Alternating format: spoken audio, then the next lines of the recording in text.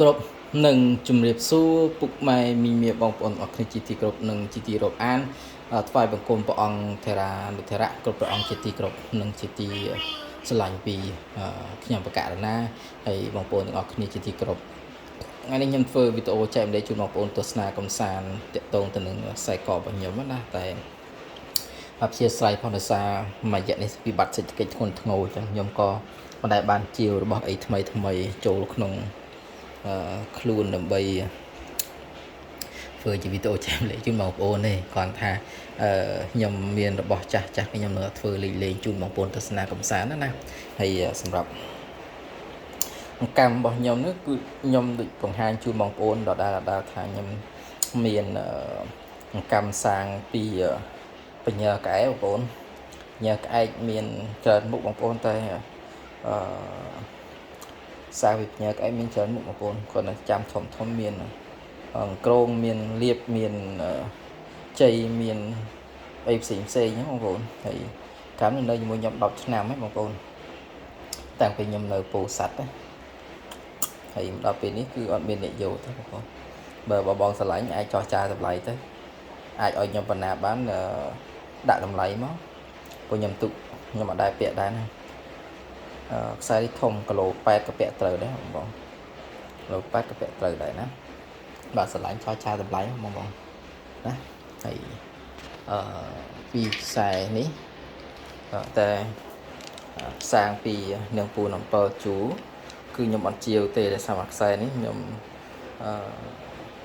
ទុកសម្រាប់ពាក់ខ្លួនឯងដែរទោះបីជាខ្ញុំមិនសូវបានពាក់ណាក៏តែទុកសម្រាប់ពាក់ពេលដែលខ្ញុំទៅណាម្ដងអញ្ចឹងណាភាសាភាគច្រើនខ្ញុំមិនសូវបានពាក់ទេខ្ញុំពាក់តែនឹងរបស់ខ្មែរយើងមួយខ្សែនេះខ្ញុំពាក់រាល់ថ្ងៃដោយគឺប្រកបបុរាណរបស់ខ្មែរយើងសារមួយខ្សែនេះខ្ញុំចំណាយទុនច្រើនទុនហើយនឹងពេលវេលាទៅដល់ខ្ញុំបានខ្សែនេះមកពាក់ទោះបីជាមិនបានគ្រប់ຂະຫນាតដែលយើងចង់បានក៏តែគាត់ថាចំណាយពេលវេលាផងលុយកាក់ផងទ្រាំនឹងបានមួយខ្សែនេះយកមកពាក់ណាអញ្ចឹងគឺមិនងាយទេហើយមួយខ្សែទៅទៅនឹងប្រខប់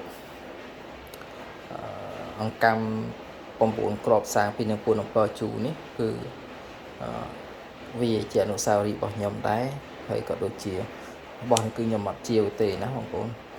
នេះមកគាត់គឺនាងពួនដោយសារបើនិយាយចំទុកត្រាំទឹកត្រាំអីយូរទៅចង់ពុកបាទអញ្ចឹងគឺមួយខ្សែអនុស្សាវរីយ៍របស់ខ្ញុំយូរអង្វែងអញ្ចឹងខ្ញុំអត់នេះទេណាខ្ញុំអត់ជាវទេបងតាក់ទងនឹងមួយខ្សែនេះណាហើយនេះកម្មភ្លុកដំរីលាយមុខបុរាណរបស់ភូមិទឹកក្រែតអេបងនេះទឹកមិនស្អាតក៏តែបានឡាយបងឡាយស្អាតសម្រាប់ខ្ញុំទឹកហ្នឹងខ្ញុំក៏តែស្អាតដែរតែគាត់ថាឡាយស្អាតណាទឹកក្រែត A លេខ1ណាមានគៀមក្របខ្នាត15លីហើយភ្លុកខ្នាត14លីមាន9គ្រាប់ណា2 4 5 9គ្រាប់ហើយ11លី12លីនេះសំទោស12លីនេះ1គ្រាប់ហើយ12លីថ្មពន្លឺ2គ្រាប់ធ្លាប់គេសួរខ្ញុំច្រើនដែរបងតែតម្លៃអត់ត្រូវគ្នាក៏ខ្ញុំទុកមកដល់ឡើងទៅបើមានអ្នកចង់បានអាចចោះចាយតម្លៃណាហើយត្រូវខ្ញុំលក់វាអត់ទេខ្ញុំទុកពាក្យទៅពោះនៅជាមួយខ្ញុំក្បែរ5ឆ្នាំដែរខ្ញុំជាវអស់មួយខ្សែនៅសល់មួយខ្សែណាព្រោះខ្ញុំទុកពាក់ខ្លួនឯងដែរតែគាត់ថាបងចង់បានចោះចាយតម្លៃត្រូវគ្នាខ្ញុំជាវទៅអត់ទៅណា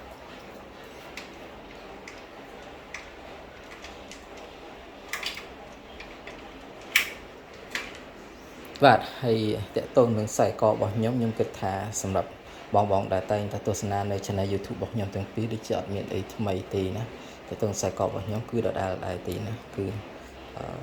ຂະຫນាតខ្សែកຂະຫນាត7លីនេះមានឃ្លោកຂະຫນាត12លីមួយខ្សែណាហើយ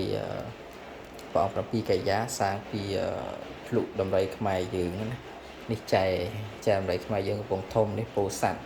ហើយកម្មភ្លុកនេះគឺខាងទឹកដីពោធិ៍សាត់ ណាខ្ញុំសូមបង្ហាញពីខាងក្រោមណាខ្នាយតាន់នេះគឺកាត់ទេបងប្អូនភាសាកាត់តែរបស់សពីសម័យសង្គ្រាមណាបងប្អូនដកម្រះតិចដែរมันខ្លាំងទេដោយសារមួយរយៈនេះខ្ញុំក៏មិនដែលបានឲ្យលោកអភិសេកឬប្រសិទ្ធិសន្ទុះប្រសិទ្ធិឬក៏ដាស់ញៀនរបស់តួអង្គណាអញ្ចឹងខ្ញុំអត់សូវបានទេអញ្ចឹង7កិរិយាបងដឹងនេះសានពីភ្លុករបស់ខ្មែរយើងខេត្តទឹកដីខេត្តពោធិ៍សាត់ណាហើយចែកកាច់នេះចែកកាច់របស់ខ្មែរយើងដែរហើយថ្មិញជីដូនរបស់ខ្ញុំណាហើយព្រះអង្គនេះចែដំរីទឹកដីកំពង់ធំហើយព្រះអង្គនេះចែដែរណាចែដំរីដែរណាបងប្អូននេះខ្ញុំដេញថ្លៃបានទេព្រះអង្គពេល7ព្រះអង្គសាមេត្រីបលាំងពេជ្រប្រនិជវាណាហើយមួយអង្គនេះក៏ខ្ញុំដេញថ្លៃបានដែរបងប្អូនតែអង្គនេះនៅជាមួយខ្ញុំចូលតាំងពីខ្ញុំនៅកំពង់ឆ្នាំ2022បងប្អូននេះសំដៅនឹង21 22រដល់ពេលនេះគឺ 3-4 ឆ្នាំដែរណាបងប្អូនខ្ញុំដេញថ្លៃបានដែរហើយ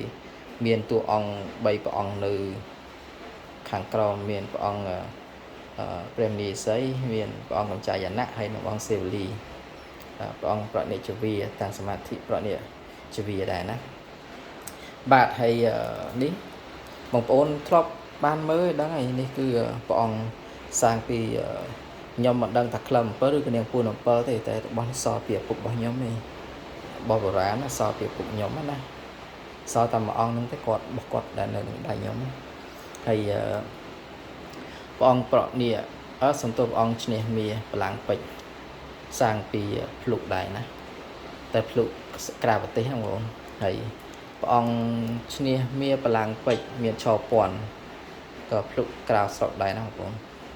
ហើយមួយខ្សែ7លីនេះគឺភ្លុករបស់ខ្មែរយើងណាបងប្អូនទឹកដីខេត្តពោធិ៍សាត់តែឡតនេះមិនមែនទេណាបងប្អូនឡតនេះគឺឡតភ្លុកក្រៅស្រុកទេណាមួយខ្សែនេះគឺសម្រាប់ខ្ញុំពាក់ចាំពេលវេលាចាំថ្ងៃពេលខ្ញុំទៅណាអីគឺខ្ញុំតែងពាក់ព្រះអង្គខ្សែនេះហើយខ្សែនេះពីមុនខ្ញុំដាក់តពួកកន្លែងនេះដើម្បីពាក់ដល់ពេលឥឡូវខ្ញុំសម្រេចថាខ្ញុំចងជា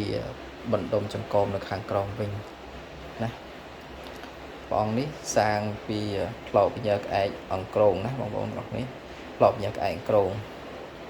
ព្រះអង្គ4ទិសនេះសាងពីបញ្ញាក្អែកអំពើជូណាបញ្ញាក្អែកអំពើជូណាហើយព្រះអង្គនេះសាងពីឈើខ្មៅហើយនេះធ្គាមដំរីលុញជានាងពួនទេបងប្អូនកាក់នេះកាក់បូជាសុកក្មួយខ្ញុំទេណាខ្ញុំបានការបូជាសុកក្មួយខ្ញុំពួនអំពើជូខ្ញុំមានច្រើនដូចខ្ញុំបង្ហាញជូនបងប្អូនទាំងអស់គ្នាអញ្ចឹងក្នុងក្លោតក្នុងកតិនតូចនេះក៏មានក្នុងកតិនធំហ្នឹងក៏មានពីកតិនហ្នឹងគឺមានពួនអំពើជូទាំងអស់តែគាត់ថាកតិនធំຂະຫນាតយកទៅឆ្លាក់ហើយຂະຫນាតនេះຂະຫນាតដងសកអញ្ចឹងទៅណាបងប្អូនបាទហើយនេះនាងពួនអំពើជូខະຫນាតដងសកនេះខ្ញុំបាននៅស្រុកកំណើតរបស់ខ្ញុំថ្ងៃចូលឆ្នាំនៅថ្ងៃឡើងស័ព្ទនៅថ្ងៃសង្ក្រាន្តទេណាបងប្អូនហើយនេះគឺនាងពួនសន្ទុះនាងពួនងៀងព្រៃភ្នំណាខ្ញុំនៅសល់ប្រហែលជា2អង្គ3អង្គទៀតដែរខ្ញុំជាវគេអស់ហើយដំរី3000សាងពីឆ្អឹងដំរីហើយខ្សែកនេះຂະຫນាត10លីនិង9លី8លីមួយខ្សែនេះខ្ញុំសំហើយឡតនេះឡតរបស់ខ្មែរយើងភ្លុករបស់ខ្មែរយើងមកគូຂະຫນាតពី10លីបាទអញ្ចឹងវីដេអូនេះចែករំលែកជូនបងប្អូនទស្សនាកំសាន្តតែប៉ុណ្្នឹងទេតើតទៅទៅនឹងខ្សែករបស់ខ្ញុំដែលខ្ញុំពាក់ប្រចាំថ្ងៃហើយខ្ញុំដាក់តាមខ្លួនណាទៅបីជាមិនបានពាក់ទាំងកោខ្ញុំដាក់តាមខ្លួនដើម្បីគ្រប់បូជាដែរណាគឺមានប៉ុណ្្នឹងគឺអង្កាំមាន3ខ្សែណាកាំ3ខ្សែកាំមាន3ខ្សែកាំមានសាងពីនាងពួនអំពើជូធ្គាមភ្លុកដំរីហើយនឹង ប្រកបរារបស់ខ្មែរយើងហើយនឹងដៃញ៉ាំខ្ញុំពាក់ជៀនវងពីរវងបងប្អូននេះជៀនផ្លាទីនទឹក8កន្លះហើយទឹក7កន្លះហើយមានកតុយតម្រៃនៅក្នុងហ្នឹងពណ៌សពណ៌ខ្មៅណាហើយដៃខ្ញុំមិនខាងនេះទៀតខ្ញុំពាក់ជៀនវង22ភ្លុកតម្រៃដែរណាសាច់កមួនដែរអញ្ចឹងវីដេអូរបស់ខ្ញុំមានតែប៉ុណ្្នឹងទេយើងវែងតិចណាបងប្អូនអរគុណច្រើនជម្រាបលាជួបគ្នានៅវីដេអូក្រោយៗទៀតអរគុណច្រើនជម្រាបលា